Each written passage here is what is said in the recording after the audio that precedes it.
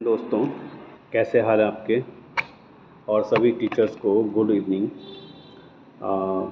जैसे आपको पता है एग्ज़ाम होने वाला है 18 तारीख को, और आज मेरा एक और वीडियो आया है और मैंने आपके मतलब जो क्वेश्चन मैंने आपके लिए तैयार किए थे और सोचा कि इन क्वेश्चन को भी आपको क्या है दे देता हूँ। हो सकता है बहुत सारे लोगों को ये लगे कि यार मैक्सिमम चीज़ें अटैम्प्ट कर पाएँ या जितनी चीज़ें हो सकें। दूसरा, ये पेपर जो आपका एलटेक एग्ज़ाम है, इसमें 30 क्वेश्चन आपके चाइल्ड डेवलपमेंट के केवल, ठीक है। मतलब हम 30 क्वेश्चन लेके सोच रहे हैं, क्योंकि हम भी केवल अज्यूम कर सकते हैं और कोशिश कर सकते हैं कि क्या क्या क्वेश्चन पेपर में आ सकते हैं, ठीक है ना। यहाँ कोई भी टीचर्स भगवान टाइप का नहीं होता है कि जो हम बोलेंगे वही पेपर में आएगा। बस हम एक अजम्पशन बेस पे चलते हैं, और लास्ट ईयर जो मैक्सिमम क्वेश्चन है और कैसे क्वेश्चन क्या है आयोग को पेपर में देने चाहिए, उसके लिए उसी हिसाब से हम वीडियो बनाते हैं और पूरा प्रयास रहता है कि जो हमने क्वेश्चन आंसर बनाए वो पेपर में आएँ, ठीक है ना। बाकी ऐसा बहुत सारे एग्ज़ाम आयोग ने किए हैं जिनको हम ये नहीं कह सकते कि मतलब आयोग ने दिया है तो क्या है मतलब पेपर में वो आया है। बहुत बार ऐसे बैच पढ़ाए हैं मैंने जिसमें क्या होता है सिलेबस कुछ और होता है और देता कुछ और है, आता कुछ और है, ठीक है ना। तो इसलिए समस्याएं रहती हैं थोड़ा सा।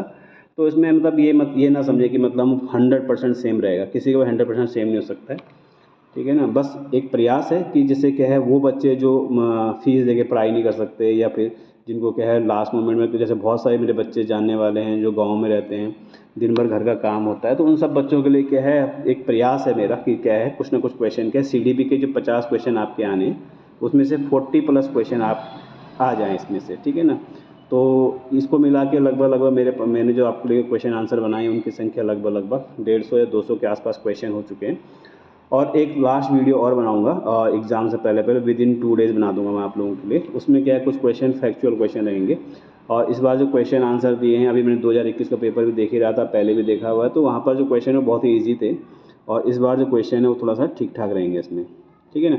आपको क्वेश्चन को लेकर कोई भी डाउट हो, आपको हर चीज़ का आंसर दिया जाएगा जो बच्चा क्वेश्चन आंसर पूछेगा। बाकी जो बेवजह के कमेंट होते हैं उनमें मैं ज़्यादा रिप्लाई नहीं करता हूँ, ठीक है ना, क्योंकि देखो सबकी अपनी अपनी सोच है, हर कोई अपना बच्चे अपने हिसाब से बोल सकता है, तो उसकी छूट है। लेकिन हमारा सिर्फ प्रयास है कि जो बच्चे पढ़ाई नहीं कर पाते हैं या जिनकी पढ़ाई नहीं हो पाई, लास्ट मोमेंट में बहुत सारी चीज़ें कर सकते हैं। बाकी आपको पता है कि बहुत सारे नए फॉर्म आने हैं, आज तक नहीं आपने पढ़ा ही होगा कि अभी बहुत सारे पद आने वाले हैं, लेक्चर भी आने वाला है। मैंने बताया था आपको लेक्चर का यहाँ पर बैच चलेगा, ऑनलाइन ऑफलाइन दोनों है। आप इस नंबर पे 8449196271, ये ऑफिस का नंबर है। इस नंबर पे आप क्या कर सकते हो, हमें व्हाट्सएप कर सकते हो, या इस नंबर के माध्यम से व्हाट्सएप ग्रुप में जुड़ सकते हो, और आपको उसमें ऑनलाइन क्लासेस शुरू हो जाएंगे 26 तारीख से, है ना। 26 अगस्त से ये बैच शुरू हो जाएंगे, मतलब इसमें एडमिशन शुरू हो जाएंगे इसमें हमारे, ठीक है ना। तो आप लोग उसको ज्वाइन कर सकते हैं। तो ठीक है, आज का वीडियो शुरू करते हैं। कोई भी डाउट हो आप कमेंट करके पूछना, जो भी चीज़ें रहेंगी, और कोशिश करना मैक्सिमम शेयर करें, मैक्सिमम सब्सक्राइब करें, जिससे आगे जाके हम क्या काफ़ी सारी क्लासेस फ्री कर सकें, ऑनलाइन क्लास लाइव आएँ, और लाइव आने के बाद हम online class free of cost कर सकें, ठीक है ना। तो प्लीज़ प्लीज़ प्लीज़ सभी लोग सब्सक्राइब करना, जैसे आप लोगों ने मुझे सपोर्ट किया है उसके लिए बहुत बहुत धन्यवाद। और इसमें कमेंट ज़रूर करना, लाइक करना और शेयर कर देना वीडियो को। जैसे आपको कोई जानने वाला है, कोई बच्चा है जो आपको तैयारी करता है एलटी की, क्योंकि यूटेट का एग्ज़ाम भी आने वाला है, यूटेट के फॉर्म भी आ गए हैं, जो नए बच्चे हैं उन सब के लिए, ठीक है ना। बाकी जिस बार अगला वीडियो रहेगा वो ग्रुप सी की तैयारी के लिए और स्किलर का रहेगा। स्किलर के लिए मैं एमसीक्यू तैयार कर रहा हूँ, तो उसके लिए रहेगा एग्ज़ाम के लिए, ठीक है। जिसका स्किलर एग्ज़ाम है उसकी तैयारी कर सकता है। बाकी जो ग्रुप सी के फॉर्म आने वाले 12th पास बेसिस, उसके भी क्या बहुत सारे वीडियो में लेके आऊँगा, जिससे अब बाकी देखते हैं जितने मैंने तैयारी करी है, मतलब जितने मैंने पेपर बनाए हैं, जितना मैंने सोचा है आप लोगों के बारे में, उसके हिसाब से देखते हैं पेपर में कितने क्वेश्चन मेरे क्वेश्चन में से मैच करते हैं। ये तो बाकी सब शिव के हवाले, ठीक है। तो ठीक है, क्वेश्चन आंसर शुरू करते हैं। क्वेश्चन आपने देख ही लिए होंगे। भारतीय शिक्षा का महाधिकार पत्र यानी Magna carta of Indian education किसे कहा जाता है? तो आपको पता है वुड डिस्पैच को या वुड घोषणा पत्र को कहा जाता है, जो 1854 का है, इसको कहा जाता है। अगला क्वेश्चन है, बुद्धि का स्वरूप बिजली के समान होता है जिसे मापना आसान है लेकिन परिभाषित करना कठिन है, ठीक है। तो बिजली के समान के बारे में बात की है। तो आगे पास एक चैप्टर है जो बुद्धि यानी इंटेलिजेंस को लेकर एक चैप्टर है, वहीं से क्वेश्चन दिया है। तो वहाँ पर बहुत सारे कोटेशंस है, उस कोटेशन के हिसाब से मैंने आपको ये क्वेश्चन दिया है इसमें, ठीक है ना। तो बुद्धि का स्वरूप क्या है? बिजली के समान होता है जिसे मापना आसान है लेकिन परिभाषित करना कठिन होता है। तो ये जो स्टेटमेंट है ये किसका है? जैनसन का स्टेटमेंट है। इसको जैनसन भी कहते हैं, जैसन भी कहते हैं, बहुत सारे लोग जैनसन भी कहते हैं। अगला जो थर्ड क्वेश्चन है, थॉर्नडाइक और गैरेट ने बुद्धि को कितने प्रकार के बताए हैं? तो जो थॉर्नडाइक और गैरेट है, ठीक है ना, बुद्धि के उन्होंने 3 प्रकार बताए हैं, तो ऑप्शन आएगा 3। अब इसमें देखो, अब इसमें आप लोग ये सोचेंगे इसमें केवल ऑप्शन क्या है, ऑप्शन क्या 3, 4, 2 देता है, तो ये डायरेक्ट क्वेश्चन कई बार पूछता है 3 के हिसाब से, तो वो उसके हिसाब से आपको आंसर दिए इसमें, ठीक है ना। अब इस 3 के हिसाब से लगा लो कि थॉर्नडाइक और गैरेट ने बुद्धि के जो 3 प्रकार बताए वो क्या हैं, तो उसने क्या है, एक क्या है कंक्रीट इंटेलिजेंस के बारे में बात की है, जिसको हम क्या है, इस अगले क्वेश्चन में दिखिएगा आपको, ठीक है। इस चीज़ें मूर्त बुद्धि जिसे कहते हैं, मूर्त या ठोस, कंक्रीट समझते हो ना, सीमेंट का जो होता है, कहते हैं कंक्रीट के जंगल, यानी आपने जो लगातार मकान बना रहे हैं बहुत सारे, वो कंक्रीट के जंगल कहते हैं, उसी को मूर्त या ठोस बुद्धिमत्ता कहते हैं, तो उसके बारे में बात करते हैं। तो ऐसी बुद्धिमत्ता, ऐसी बुद्धि को यांत्रिक बुद्धि भी कहते हैं, ठीक है ना। दूसरा जो प्रकार है वो अमूर्त है, यानी इसको एब्स्ट्रैक्ट इंटेलिजेंस कहते हैं, वो अमूर्त बुद्धि होती है। ऐसे लोग क्या होते हैं, कलाकार टाइप के लोग होते हैं, ठीक है ना। आपको अगला क्वेश्चन दिखाई देगा इसमें, तो वो अमूर्त बुद्धि में आता है। तीसरा जो होता है सामाजिक बुद्धि, यानी सोशल इंटेलिजेंस होती है। तो थॉर्नडाइक के गैरेट ने बुद्धि के 3 प्रकार यही बताए हैं, ठीक है ना। एक मूर्त बुद्धि, अमूर्त बुद्धि और सामाजिक बुद्धि, यानी कि कॉन्क्रीट इंटेलिजेंस और एब्स्ट्रैक्ट इंटेलिजेंस और सोशल इंटेलिजेंस, ठीक है। तो इसका आंसर 3 आएगा।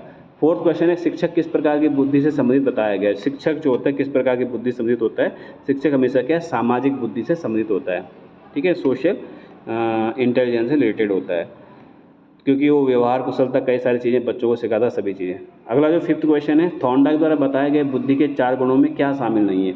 अब आपको पता लगा कि थॉर्नडाइक ने बुद्धि के 4 गुण क्या क्या बताए थे, ठीक है ना। तो जो बुद्धि के सिद्धांत है, जब ये थॉर्नडाइक ने बुद्धि के 4 गुण बताए, ठीक है, उसमें थ्योरीज ऑफ इंटेलिजेंस के अंदर हम चीज़ें पढ़ते हैं। नॉर्मल्स के जो बुद्धि के 4 गुण हैं उनमें जो आता है वो बेसिकली क्या क्या होते हैं, एक होता है लेवल यानी स्तर, दूसरा होता है रेंज, तीसरा होता है एरिया और चौथा होता है स्पीड, ठीक है ना। तो आपको यहाँ लेवल दिख रहा है, क्षेत्र दिख रहा है, गति दिख रहा है, लेकिन जो विषय है ये नहीं होता, तो आंसर डी आएगा, क्योंकि 4 गुणों में क्या शामिल नहीं है ये पूछा है, तो स्पीड यानी सब्जेक्ट शामिल नहीं है, ठीक है। 4 गुणों में क्या शामिल नहीं है, विषय शामिल नहीं है, ठीक है। मैं भी जो आंसर इनको टिक कर ही रहा हूँ, वहाँ लास्ट टाइम बच्चों ने कहा कि आंसर टिक नहीं हुए, तो मुझे नहीं पता आंसर टिक कैसे नहीं होते, क्योंकि मैं तो ये सोचता हूँ कि साथ साथ पढ़ते हो तो क्वेश्चन आंसर भी लिख लेते हो, ज़्यादा शॉर्टकट के चक्कर में पढ़ोगे तो बहुत दिक्कत हो जाएगी, ठीक है। वे मनोवैज्ञानिक जो बुद्धि को समस्या समाधान करने, तर्क करने, ज्ञान अर्जित करने का एक सामान्य व संगठित क्षमता मानते हैं, क्या कहलाते हैं, ठीक है ना। तो ऐसे लोगों को क्या कहा जाता है, जो मनोवैज्ञानिक जो बुद्धि को समस्या समाधान करने की चीज़ मानते हैं। तो बेसिकली क्या है, जो थ्योरी ऑफ इंटेलिजेंस होती है, उसके अंदर हम बहुत सारी चीज़ें पढ़ते हैं, तो उसमें क्या है, एक कारक सिद्धांत करके आता है, यानी फैक्टोरियल थ्योरी ऑफ इंटेलिजेंस आता है। और उसमें क्या है, फैक्टोरियल थ्योरी ऑफ इंटेलिजेंस देने वाला जो हमारा थिंकर था उसका नाम था थर्स्टन, ठीक है ना। फैक्टोरियल थ्योरी ऑफ इंटेलिजेंस यानी कारक सिद्धांत देने वाला कौन था, थर्स्टन था। तो उसके अनुसार क्या है, उसने क्या बताया था कि उसने ये बताया था कि जो बुद्धि होते हैं उससे जो फैक्टोरियल होता है, सिद्धांत होता है, उसके 2 समूह होते हैं, ठीक है ना। तो इसने यहाँ पूछा कि वे वैज्ञानिक में जो बुद्धि को समस्या समाधान करने, अब जो उसने फैक्टर के 2 भाग बताए हैं उसके अंदर का ये क्वेश्चन है कि वे मनोवैज्ञानिक जो बुद्धि को समस्या समाधान करने, तर्क करने, ज्ञान अर्जित करने का एक सामान्य व संगठित क्षमता मानते हैं, क्या कहलाते हैं। इसमें जो नाम आ रहे थे ना, पिंडक, स्प्लिटर्स, यूनिफैक्टर, ठीक है, जिसको निरंकुश में डी ऑप्शन लिखना भूल गया मैं, ठीक है ना। तो खैर कोई नहीं, इन तीनों के बारे में देखते हैं। जो पिंडक को हम क्या लंपर्स भी कहते हैं, इंग्लिश में लंपर्स कहते हैं, LUMPR लंपर्स। ये वो इसका आंसर क्या, लंपर्स यानी पिंडक ही आएगा। तो लंपर्स क्या होता है, अगर आप पे क्वेश्चन ये आया कि लंपर्स या पिंडक क्या होते हैं, तो आपका आंसर ये होगा, वे मनोवैज्ञानिक जो बुद्धि को समस्या समाधान करने, ये आपका क्या लंपर्स की डेफिनेशन होगी। देखो क्वेश्चन कैसे भी पूछ सकता है आपसे, है ना, कि लंपर्स या पिंडक क्या होते हैं, तो वे मनोवैज्ञानिक जो बुद्धि को समस्या समाधान करने, तर्क करने, ज्ञान अर्जित करने का एक सामान्य संगठित क्षमता मानते हैं, वो पिंडक या लंपर्स कहलाते हैं। तो हमारे क्या है, 6 क्वेश्चन से पहला वाला हमारा आंसर आ गया इसमें, ठीक है ना। और इसके बारे में क्या है, जो लंपर्स या पिंडक सिस्टम था, मतलब इसमें एक क्वेश्चन और बनता है कि जो पिंडक या लंपर्स ग्रुप है, इसका सबसे प्रमुख मनोवैज्ञानिक कौन है, तो स्पीयरमैन का नाम आता है, ठीक है ना। इंटेलिजेंस के क्वेश्चन में मैक्सिमम चीज़ें स्पीयरमैन को लेकर ही आती हैं और थर्स्टन को लेकर भी आती है, ठीक है ना। थर्स्टन का नाम विशेष रूप से किस में आता है, फैक्टोरियल थ्योरी ऑफ इंटेलिजेंस किसने दिया था, ठीक है ना। फैक्टोरियल थ्योरी ऑफ इंटेलिजेंस किसने दिया था, आंसर आता है थर्स्टन ने दिया था। तो थोड़ा सा आपको ध्यान रखना है। उम्मीद आपको समझ में आ गया। इसमें दूसरा जो स्प्लिटर्स है, हमारा आंसर इसमें ए है, लंपर्स। दूसरा स्प्लिटर्स क्या होते हैं, स्प्लिट करना मतलब विभाजन करना, जो क्या है, बुद्धि बहुत सारी पृथक मानसिक क्षमताओं का योग होती है और जो करीब करीब के स्वतंत्र रूप से क्रियाशील होती है, यानी बहुत सारी चीज़ें दिमाग में चलती रहती है। इसमें क्या है, घर में जैसे आप अभी पढ़ाई कर रहे हो, पढ़ाई करने के साथ साथ ये सोचो कि यार सब्जी रोटी बनानी है, अभी रात होने वाली है, या फिर आप ये सोच रहे हो कि यार कल सुबह मैंने ये पढ़ना है, ये पढ़ना, तो एक काम कर से आप बहुत सारी चीज़ें कर रहे हो, उसको क्या कहते हैं, स्प्लिटर्स कहते हैं। ठीक है ना, उसके बारे में यूनिफैक्टर्स का जो ऑप्शन है वो उसका कोई ऐसा विशेष मीनिंग नहीं है। ठीक है ना, मतलब इसके तहत कुछ नहीं आता इसमें, मतलब इसके अंतर्गत नहीं है यूनिफैक्टर, इसलिए उसको डिस्क्राइब नहीं कर रहा हूँ मैं। ठीक है ना, ये मतलब ऐसे दे दिया था ऑप्शन के लिए, इसे शायद डी ऑप्शन, जो मुझे ऑप्शन नहीं मिला तो मैंने डी सेक्शन छोड़ दिया इसमें। अगला 7th क्वेश्चन, लेकिन आपको आंसर से मतलब है ना, तो हमारा पिंडक हो, पिंडक का मीनिंग मैं बता दिया है ना, बहुत ध्यान से सुनना लिखना, क्योंकि पेपर में कुछ ही पूछ सकता है। 6 क्वेश्चन में मैंने आपको लगभग 3-4 क्वेश्चन एक्स्ट्रा बताए हैं, इस बात का आप देख सकते हो और समझ सकते हो। ठीक है ना, कमेंट जरूर करना अगर आपको क्वेश्चन अच्छे लगते हैं, समझ में आते हैं, तो आप क्वेश्चन ये मोटिवेशन के लिए आप क्या है जरूर उसमें कमेंट करना, मुझे काफ़ी अच्छा लगता है कमेंट्स पढ़ के, है ना। और लाइक जरूर कर देना, आप लोग सब्सक्राइब जरूर करना। मैच द फॉलोइंग है, यूनिफैक्टर एक खंड सिद्धांत किसने दिया था, द्विखंड सिद्धांत किसने दिया था, और बहुखंड सिद्धांत किसने दिया था। इसमें स्पीयरमैन मैंने 2 बार दे रहा है, अल्फ्रेड बिने का नाम दे रखा है इसमें। ठीक है ना, तो जो यूनिफैक्टर थ्योरी होती है, ठीक है ना, तो जो स्पीयरमैन था उसने क्या किया था, बाई फैक्टर और ट्राई मल्टी फैक्टर के दोनों के दिया था, यानी बी और सी सेम आएगा। यूनिफैक्टर का देने वाला कौन है, हमारा अल्फ्रेड बिने था। ठीक है ना, तो इसमें जो तीनों के तीनों क्या सही हैं। मैच द फॉलोइंग में क्या आएगा, ए का 1, बी का 2 और सी का 3, तो हमारा आंसर ए होगा। आगे बढ़ते हैं इसमें चाइल्ड सोसाइटी के बारे में। तो अगला क्वेश्चन हमारा 8वां क्वेश्चन, चाइल्डहुड एंड सोसाइटी 1963। ये बुक का नाम है, कुछ बुक्स मैंने डाली इस बार इसमें, जिससे क्या है कई बार लास्ट टाइम उसने बुक्स पूछी थी, इसलिए क्या है मैंने बुक भी पूछी है इसमें। चाइल्डहुड एंड सोसाइटी 1963 बुक का नाम है। ये बुक किसने लिखी है, ये बुक है एरिक्सन की। सीधा क्वेश्चन है, आंसर है, और इसमें आपको क्या बहुत ज़्यादा डिटेल में जाने की जरूरत नहीं पड़ेगी इसमें। ठीक है ना, आपको इसमें ऑप्शन दिखा देंगे इसमें। ठीक है, ये ठीक रहेगा ऐसे, ये रहा। तो ये है एरिक्सन। एरिक्सन ये अमेरिकी वैज्ञानिक है। आप ये भी ध्यान रखना, कई बार वो पूछते थे किस देश का वैज्ञानिक है, तो जो एरिक्सन है उसने क्या ये दिया था, और उसी ने ये चाइल्डहुड एंड सोसाइटी 1963 पुस्तक लिखी थी। इसी के अंदर उसने क्या है, मनोसामाजिक विकास की क्या है, जो मनोसामाजिक विकास होती है उसकी क्या है, विकास की 8 अवस्थाएं बताई थी। अगला जो क्वेश्चन है वो भी हमारा क्या है, बुक को लेकर है कि ये बुक किसने लिखी है। तो बुक का नाम है origins of intelligence in the child, 1936 की बुक है। ठीक है, origins of intelligence in the child, origins of intelligence in the child book के 1936 में बुक लिखी थी। ये बुक लिखी है हमारे पियाजे भाई ने। किसने लिखी है, पियाजे भाई लिख के गए हैं इसमें। तो 8वां क्वेश्चन हो गया इसमें। तो आप होता पियाजे अपने खतरनाक बंदे, पियाजे को लेके मैंने एक सबसे पहला वीडियो बनाया है, तो प्लीज़ ज़रूर देखना आप लोग, वहाँ से पियाजे से बहुत क्वेश्चन रहते हैं, तो वहाँ से अगर क्वेश्चन आएगा तो ऐसा नहीं हो सकता। पूरा मैंने आपको क्या है, प्लेलिस्ट में ज़रूर जाएँ, प्लेलिस्ट में जाके आपको सारे सीरीज मिल जाएंगी। ये मेरा 6वां पेपर है, 6 टॉपिक है, 6 क्या कहते हैं, सीरीज़ कह सकते हैं या पार्ट कह सकते हैं। 6 पेपर बना दिए मैंने लगभग। ठीक है ना, आप 6 पेपर में से अगर आपके पूरे पेपर में 16 क्वेश्चन भी आ जाए, तो मेरा जो तपस्या है, जो मैंने जो लिखा है अपने हाथ से, जो लिखा है वो दिख ही रहा है, मैंने हाथ से लिखा है। ठीक है ना, तो मेरा सफल हो जाएगा। ठीक है ना, मैं पूरी उम्मीद करूँगा या पूरी कोशिश करूँगा या पूरी दुआ करूँगा कि जो मैंने पढ़ाया उसी में से पेपर में आ जाए। 10वां क्वेश्चन लेते हैं, किस मनोवैज्ञानिक नैतिक विकास सिद्धांत को अवस्था सिद्धांत यानी स्टेज थ्योरी कहा है। ठीक है ना, तो स्टेज थ्योरी का अपना पूरा चार्ट आता है, अवस्था सिद्धांत के बारे में क्या है, पूरा का पूरा चार्ट आता है। तो जो हमारा 10th क्वेश्चन है उसका आंसर होगा ए। तो कोहलबर्ग ने क्या किया था, स्टेज थ्योरी के बारे में बात की थी। ठीक है ना, उसने स्टेजेस बताए थे अलग अलग स्टेज के बारे में, और उसका ये नॉर्मल अगर चार्ट देखोगे आप, तो उसमें क्या है, प्री कन्वेंशनल होता है, कन्वेंशनल होता है, पोस्ट कन्वेंशनल होता है। उसमें क्या है, डेट्स के बारे में बता रखा है, यानी जैसे मतलब मैं आपको किसके बारे में बता रहा हूँ, स्टेज थ्योरी, कोहलबर्ग की स्टेज थ्योरी के बारे में बता रहा हूँ। ठीक है ना, क्योंकि जीन पियाजे ने नैतिक विकास, देखो नैतिक विकास सिद्धांत को अवस्था सिद्धांत किसने कहा था, ये हमारा क्वेश्चन है। स्टेज थ्योरी किसने कहा था, कोहलबर्ग ने कहा था। ठीक है ना, और जीन पियाजे ने उसमें क्या है, नैतिक विकास सिद्धांत के बारे में अलग अलग बातें कही थी। ठीक है ना, तो लेकिन कोहलबर्ग हमारा आंसर है स्टेज थ्योरी का। तो उसके अनुसार कि उसने क्या किया है, 3 स्तर बताए थे, यानी कोहलबर्ग के अनुसार नैतिक विकास सिद्धांत की कितनी अवस्थाएं होती हैं, तो आंसर आता है 3 अवस्थाएं होती हैं। ठीक है, प्री कन्वेंशनल, कन्वेंशनल वगैरह वगैरह।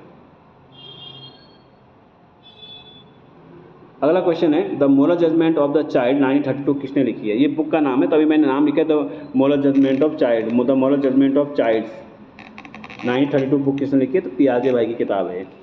ठीक है ना, अगला हमारा क्वेश्चन है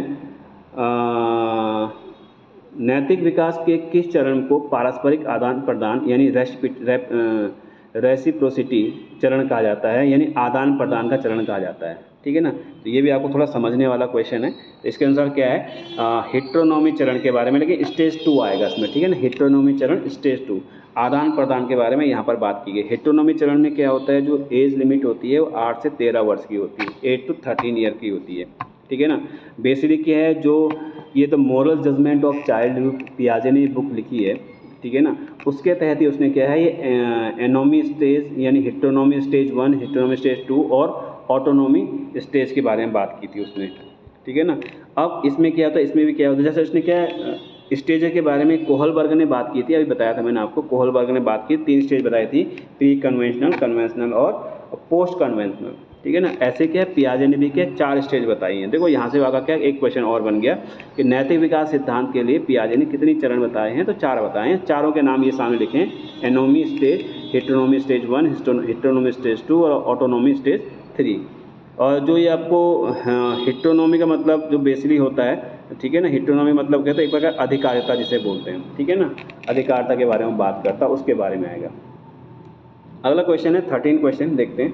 ठीक है, 13 क्वेश्चन में एक बच्ची कहती है कहती है धूप में कपड़े जल्दी सूख जाते हैं, यह जो उसकी क्या अपनी किस समझ को प्रदर्शित करती है। तो बेसिकली क्या वो देखती है, उसने हमेशा प्रोसेस देखी होगी कि माँ धूप में कपड़े डालती है, पिताजी धूप में कपड़े, जो भी क्या धूप में कपड़े डालते हैं, उसके आधार पर उसने क्या निर्णय किया है। तो कॉज एंड इफेक्ट के बारे में बात करता है। ठीक है ना, यानी कार्यकरण के बारे में उसने बचपन से चीज़ें देखी, उसके हिसाब से चीज़ें आएंगी इसमें। ठीक है, 14 क्वेश्चन है, पियाजे के अनुसार बच्चों का चिंतन वयस्कों में किससे भिन्न होता है। तो बच्चे जो चिंतन करते हैं, वयस्क जो चिंतन भिन्न किससे होता है। तो हमेशा क्या है, भिन्न क्या होता है, किस चीज़ से होता है, प्रकार में भिन्न होता है। यानी बड़ों के चिंतन का प्रकार अलग होता है, बच्चों के चिंतन का प्रकार अलग होता है। बड़े किसके चीज़ के बारे में सोचते हैं कि यार कैसे चलेगा, कैसे जीवन चलेगा, कैसे हमारा सोर्स ऑफ इनकम होगा। लेकिन जो बच्चे सोचते हैं कि चॉकलेट खाऊंगा नहीं खाऊंगा, तो उनका क्या है, जो प्रकार होता है यानी जो काइंड होता है, KIND काइंड जो होता है, और जो उसकी मात्रा अमाउंट होती है, उसमें दोनों में डिफरेंस रहता है। ठीक है, अगला क्वेश्चन हमारा 15 क्वेश्चन है।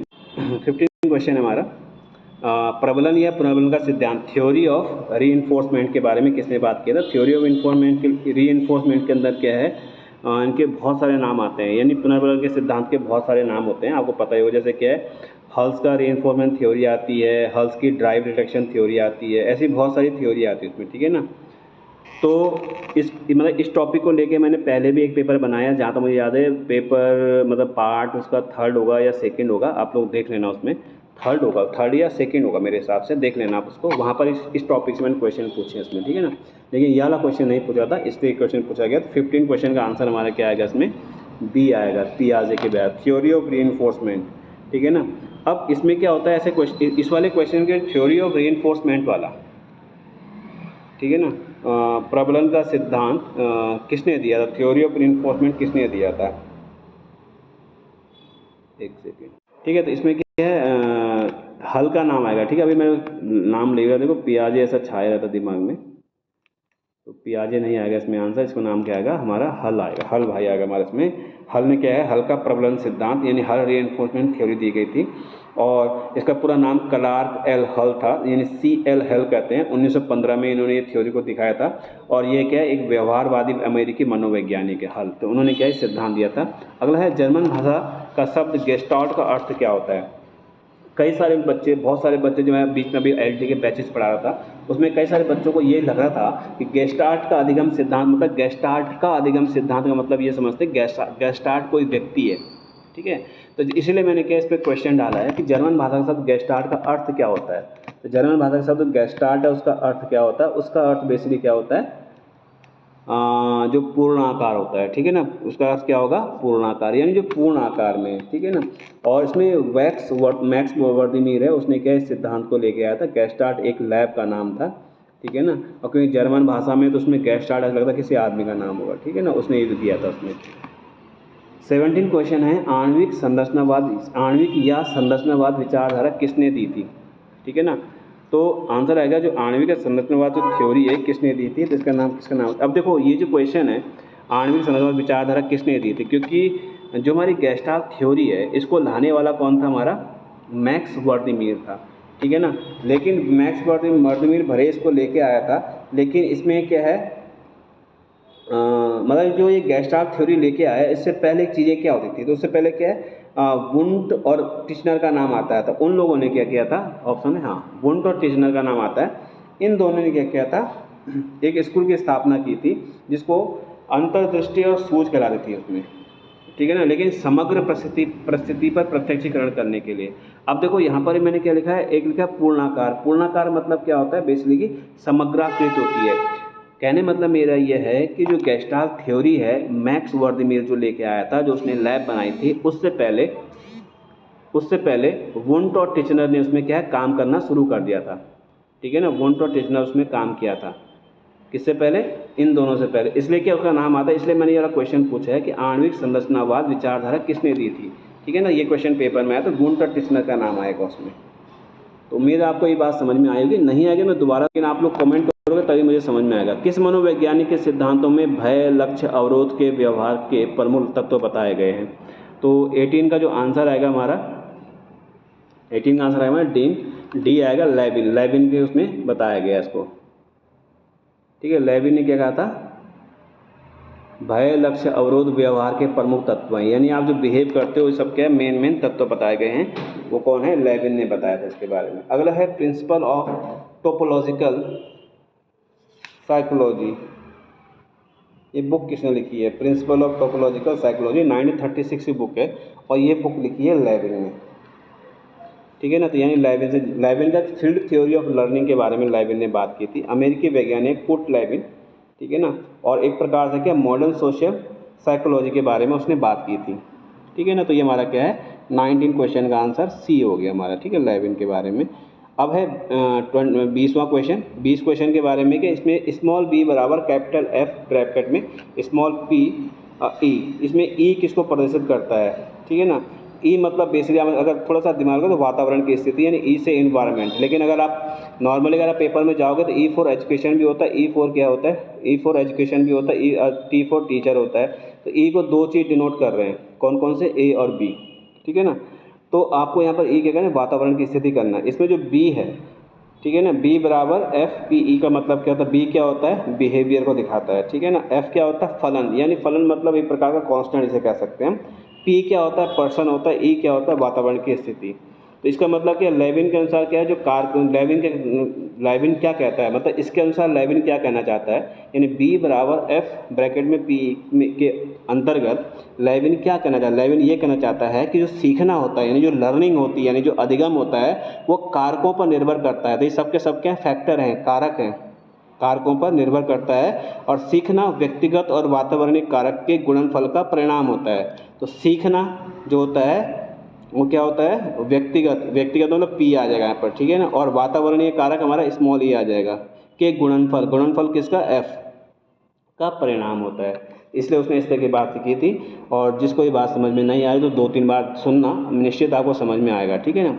अगला है कंडीशन ऑफ लर्निंग, किसकी पुस्तक है, तो कंडीशन ऑफ लर्निंग जो बुक है वो है हमारे गैने की पुस्तक है, ठीक है। गैने ने क्या है, हायरकी ऑफ लर्निंग के बारे में बात की थी। गैने के जो सिद्धांत है काफ़ी अच्छे हैं। जैसे हम अब्राहम मैस्लो को पढ़ते हैं, ऐसे हम गैने को पढ़ते हैं। तो गैने ने भी ये काम किया था, जो क्या है, कई सारी चीज़ों के बारे में बात करता है। तो कंडीशन ऑफ लर्निंग के बारे में जो पुस्तक है वो किसने लिखी है, हमारी गैने ने लिखी है। तो गैने की कंडीशन ऑफ लर्निंग काफ़ी फेमस बुक है, 1956 की बुक है गैने की बुक। याद रखना पेपर में, काफ़ी अच्छी बुक है, क्योंकि गैने का जो हायरार्किकल लर्निंग थ्योरी है वो काफ़ी इंपॉर्टेंट है। और उसी को लेकर दूसरा क्वेश्चन है मेरा इसमें, 22वां क्वेश्चन, गैने के पदानुक्रमिक अधिगम सिद्धांत, यानी हायरार्की ऑफ लर्निंग थ्योरी के बारे में है। सिद्धांत में अधिगम का उच्चतम स्तर क्या होता है, तो अधिगम का उच्चतम स्तर हमेशा क्या होता है, प्रॉब्लम सॉल्विंग होता है, यानी समस्या का समाधान। यानी हम जब ये देखते हैं कि यार हमने क्या है, ग्रेजुएशन किया, हमने बीएड कर लिया और सीटेट यूटेट पास कर लिया, फिर हम मास्टर कर रहे हैं, एलटी का फॉर्म आ गया। अब एलटी का फॉर्म आ गया तो एलटी का फॉर्म आने के बाद क्या, हमें क्या पेपर क्लियर करना है। तो आपका प्रॉब्लम सॉल्विंग क्या है, यानी आपके परिवार ने आपको क्या बीएड कराया, जैसे आपने बीएड किया है तो बीएड करने के बाद आपके पास ये रहता है कि यार बीएड करने के बाद हमें टीचर बनना है, या इस तरह की चीज़ें जो भी आपके दिमाग में आता है। तो फाइनल क्या होता है कि आपने जितनी जिस प्रोसेस से आप लोग गुजरे हो, ठीक है ना, उसका एंड रिजल्ट क्या है, उस प्रॉब्लम को सॉल्व करना, ठीक है ना। तो प्रॉब्लम सॉल्विंग क्या है कि आपका LT के एग्जाम में सिलेक्शन हो, ये प्रॉब्लम सॉल्विंग है। यहाँ पर आपका हायरार्की सिस्टम काम करेगा। 23rd क्वेश्चन है, मनोविज्ञान में संज्ञानात्मक क्रांति का अवरोध किसे माना जाता है? ठीक है ना। 23rd क्वेश्चन, इसका आंसर आएगा बांडोरा। तो निश्चित अब क्या है, बांडोरा हमारा काफ़ी इंपॉर्टेंट पर्सन है। बांडोरा ने क्या है, सामाजिक अधिगम सिद्धांत दिया था, उसके लिए कुछ क्वेश्चन रहेंगे इसमें। ठीक है ना। 24 क्वेश्चन है, सोशल कंस्ट्रक्टिविज्म। ठीक है ना। सोशल कंस्ट्रक्टिविज्म, सोशल लर्निंग के बारे में ये सिद्धांत किसने दिया था? तो सोशल कंस्ट्रक्टिविज्म की थ्योरी दी थी वो किसने? वाइगोत्स्की की थी। ठीक है ना। तो ये इसने बांडोरा के साथ इसने काम किया था, लेकिन वाइगोत्स्की का नाम थोड़ा सा अलग से आता है। बहुत ही इंपॉर्टेंट पर्सन है। वाइगोत्स्की को लेकर लास्ट टाइम में मैंने पेपर में कुछ क्वेश्चन पूछे हुए थे। कंस्ट्रक्टिविज्म के बारे में काफ़ी बात करता है। और जैसे कॉग्निटिव कंस्ट्रक्टिविज्म जीन पियाजे ने दिया था, उसमें इसने स्कीमा के बारे में बात किया था। ठीक है ना। तो इसको जरूर देख लेना एक क्लब, क्योंकि मेरे पास वीडियो में इतना टाइम नहीं होता है कि मैं आपको बहुत सारी चीज़, मेरा मन तो करता है समझाने का, लेकिन समय की पाबंदी रहती है, क्योंकि बहुत सारे बच्चे बोलते हैं कि आप लंबा खींच रहे हो वगैरह, तो मैं ये सब चीज़ें नहीं चाहता हूँ। ठीक है ना। संज्ञानात्मक निर्मितवाद यानी कॉग्निटिव कंस्ट्रक्टिविज्म किसने दिया था? जीन पियाजे ने दिया था, और उसी ने इसके अंदर क्या है, स्कीमा के बारे में बात की थी। ठीक है ना। पियाजे ने क्या कहा था कॉग्निटिव कंस्ट्रक्टिविज्म में, कि बच्चों की बुद्धि का विकास जन्म से ही शुरू हो जाता है। ये किसने कहा था? जीन पियाजे ने कहा था। ठीक है। तो कंस्ट्रक्टिविज्म के अंदर ही क्या आता है हमारा? सोशल कंस्ट्रक्टिविज्म, सामाजिक निर्मितवाद विकास सिद्धांत किसने दिया था? तो भाई वाइगोत्स्की ने दिया। 24 का आंसर ए आएगा। और 25 अपने प्रयोग में बोबोडोल का प्रयोग किसने किया था? तो बांडोरा का नाम आएगा। तो बेसिक क्वेश्चन है, सबको आता जाता होगा उसमें। ठीक है, आगे बढ़ते हैं। आगे का जो क्वेश्चन है उसे जैसे क्या फैक्चुअल क्वेश्चन है, इसमें थोड़ा सा उत्तराखंड वगैरह इस तरह की चीज़ों को ऐड किया मैंने। 2011 की जनगणना के अनुसार राज्य में महिला साक्षरता के बारे में बात की इसने। महिला साक्षरता 2001-2011 के दौरान मध्य कितने प्रतिशत की वृद्धि हुई? यानी उत्तराखंड की जो पॉपुलेशन है, और जब हमने 2001 में क्या है उत्तराखंड की जनगणना की थी, उसमें जितने लिटरेसी, सेक्स रेशियो वगैरह जितनी सारी चीज़ें आती हैं, उन सब में जो महिला साक्षरता है उन 10 सालों में कितने प्रतिशत की वृद्धि हुई है? ये हमारा क्या 26 क्वेश्चन है। ठीक है, 26 क्वेश्चन है। क्लियर नहीं दिख रहा होगा, लेकिन मैं बता रहा हूँ आपको। तो इसका आंसर क्या आएगा? हमारा बी आएगा। 10.4%, यानी महिला साक्षरता में बढ़िया वृद्धि हुई है। उम्मीद है आपको क्वेश्चन दिख रहा होगा। नहीं दिख रहा होगा तो थोड़ा सा और बड़ा कर देते हैं, थोड़ा सा छोटा कर देते हैं। ठीक है ना। अब दिखाई देगा सही सही, दिख भी रहा होगा वैसे। 2011 की जनगणना के अनुसार सर्वाधिक महिला साक्षरता वाला जिला कौन सा है? तो सीधे सा फैक्चुअल क्वेश्चन है, यहाँ से आगे क्वेश्चन रहेंगे। महिला साक्षरता में देहरादून काफ़ी आगे है। 28 क्वेश्चन, राज्य में सर्वाधिक ग्रामीण जनसंख्या प्रतिशत वाला जिला क्या है? यानी उत्तराखंड में ऐसा कौन सा डिस्ट्रिक्ट है जहाँ सबसे अधिक क्या ग्रामीण जनसंख्या का परसेंटेज है? तो 28 का जो आंसर आएगा, सी आंसर आएगा इसमें। ठीक है, बागेश्वर। राज्य में अनुसूचित जातियों और औसत साक्षरता दर कितनी थी? तो आंसर आएगा सी, 73.9%। ठीक है। जो SC जातियाँ उत्तराखंड में, उनका क्या लिटरेसी रेट कितना है? तो 73.9%। इसमें हमारा बागेश्वर आ गया। प्रजामंडल गठन राज्य में कब किया गया था? तो बेसिकली डेट पूछी गई है इसमें। ठीक है ना। डेट के अनुसार इसका आंसर आएगा 23 जनवरी 1939 को प्रजामंडल का गठन किया गया था। अगला है, किस टिहरी नरेश ने पहली बार टिहरी में अंग्रेजी स्कूल की स्थापना की थी? तो इसका आंसर आएगा बी, प्रताप शाह। क्योंकि प्रताप शाह ने प्रताप कॉलेज स्कूल बनाया था, उसी को बाद में कीर्ति शाह ने प्रताप इंटर कॉलेज टिहरी वाला कर दिया था। तो जो टिहरी के बच्चे हैं उस चीज़ को जानते होंगे, नहीं भी जानते हो तो क्या आराम से चीज़ें हो जाएंगी। ठीक है ना। अगला जो क्वेश्चन है वो है हमारा इसके बाद क्या 30, बैंक ऑफ गढ़वाल का गठन किसके शासनकाल में हुआ था? तो बैंक ऑफ गढ़वाल का जो गठन था किसके शासनकाल में हुआ था? ठीक है। तो 26 का आंसर हमारा क्या आ गया? बी आ गया, 10.8। 27 का आंसर हमारा ए आ गया, देहरादून महिला साक्षरता वाला। 28 का जो आंसर आएगा हमारा कितना आएगा? सी आएगा, बागेश्वर। ठीक है, तो हो गया था, थोड़ा सा ऊपर नीचे हो रहा था ये। अगला है अनुसूचित जाति वाला। ठीक है, ये भी मैंने करा दिया था आपको। यहाँ पर आ गए थे हम प्रजामंडल वाले में। ठीक है, प्रजामंडल गठन राज्य में कब किया गया था? 30 का जो आंसर आएगा वो हमारा आएगा ए, 23 जनवरी 1939। किस टिहरी नरेश ने पहली बार अंग्रेजी स्कूल की स्थापना की थी? तो उसमें हमारा आंसर आएगा 31 का हमारा आंसर आएगा बी, यानी प्रताप शाह। ये मैंने आपको बता दिया था। बैंक ऑफ गढ़वाल का गठन किस शासक के काल में हुआ था? 32 का आंसर आएगा सी, कीर्ति शाह के काल में हुआ था। ठीक है ना, तो इसमें एकदम से रख नहीं सकता इसमें, क्योंकि ये बिल्कुल से गायब हो जाती है। कीर्ति शाह आंसर आएगा। ठीक है, उत्तराखंड में निवासित प्रथम जाति कौन सी मानी जाती है? तो उत्तराखंड में निवास करने वाली जो प्रथम जाति मानी जाती है, 33 का आंसर आएगा इसमें डी, कोल मानी जाती है। 34 क्वेश्चन है। 34 का आंसर, काल शिलालेख अशोक किस वर्ष स्थापित किए गए थे? 257 BC में स्थापित किए गए थे। इसमें सभी को पता है। एकमात्र चंद्र शासक जिसका क्या चित्र उपलब्ध है। ये मैंने थोड़ा जो आपको उत्तराखंड दिया है उसके हिसाब से क्वेश्चन पूछे हैं। ठीक है ना, 35 का जो आंसर आएगा हमारा ए आएगा। बाज बहादुर चंद्र का क्या है? एकमात्र चित्र उपलब्ध है। लेकिन चंद्र शासक पूछा है। ठीक है ना, गढ़वाल शासक आप देखो तो उसमें भी क्या है, 2 लोगों के नाम आते हैं। 36 क्वेश्चन है, बहुत अच्छा क्वेश्चन है। मंत्राणी उपनाम से प्रसिद्ध है, तो रेवती उनियाल का नाम आता है। इनके बारे में बहुत सारी कहानियाँ आती हैं, और बाकी मैं वीडियो में बताऊंगा। उत्तराखंड की कुछ विशेष महिलाएं, उनके लिए वीडियो बनाऊंगा बहुत जल्दी। 37 क्वेश्चन है। 37 क्वेश्चन का आंसर हमारा केशव प्रयाग के बारे में, अलकनंदा और सरस्वती के बारे में आएगा। ठीक है ना, तो यहाँ पर इसका नाम आ गया, ये भी हो गया, और यहाँ पर बाज बहादुर चंद्र हो गया। ठीक है ना, बाणासुर का किला 38 क्वेश्चन, बाणासुर का किला कहाँ स्थित है? तो बाणासुर का किला कहाँ पर है हमारा? 38 का आंसर आएगा सी, चंपावत में।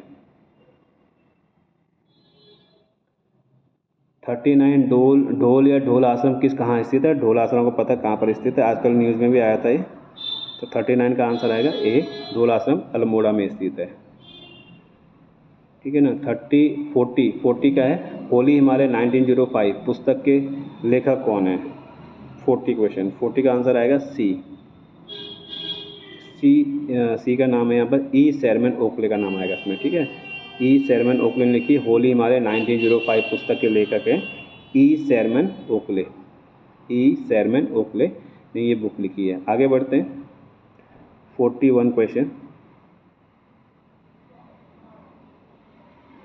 भारतीय पशु चिकित्सा अनुसंधान संस्थान कहाँ पर है? 41 क्वेश्चन का आंसर है बी, यानी मुक्तेश्वर में। लोक संस्कृति संग्रहालय कहाँ स्थित है? तो ये भी बहुत बेसिक क्वेश्चन है, कई बार रिपीट हो चुका है क्वेश्चन।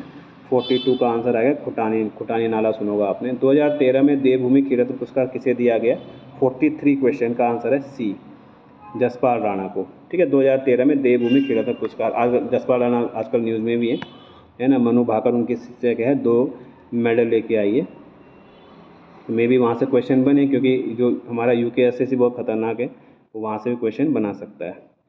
ठीक है, इसमें जो मैंने आपको ऑप्शन दिए हैं मनोज सरकार वगैरह, ये देख लेना आप लोग, पेपर में इसके बारे में रहता है। 44 क्वेश्चन है। अल्मोड़ा अखबार 1871 के संपादक कौन थे? बुद्धि वल्लभ पंत का नाम आता है। कर्मभूमि किसका पत्र था?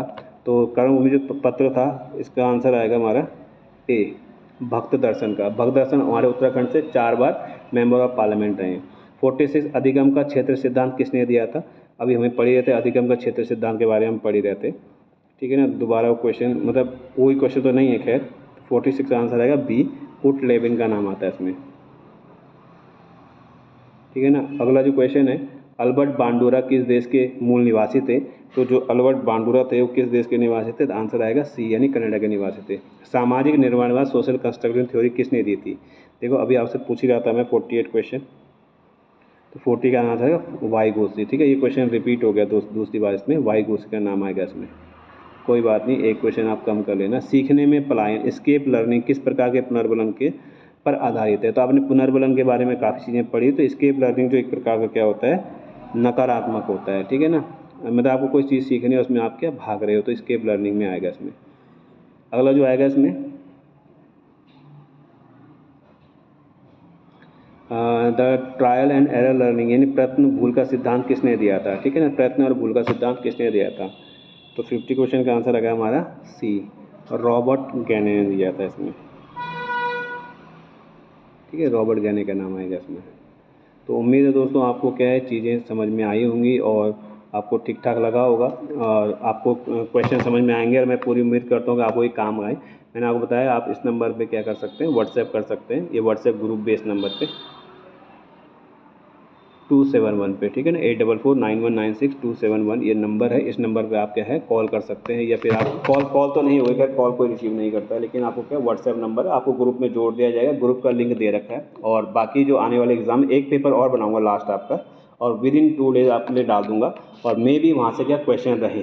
ठीक है ना, बाकी सारे अगले वीडियो में। जय हिंद, जय भारत, जय उत्तराखंड।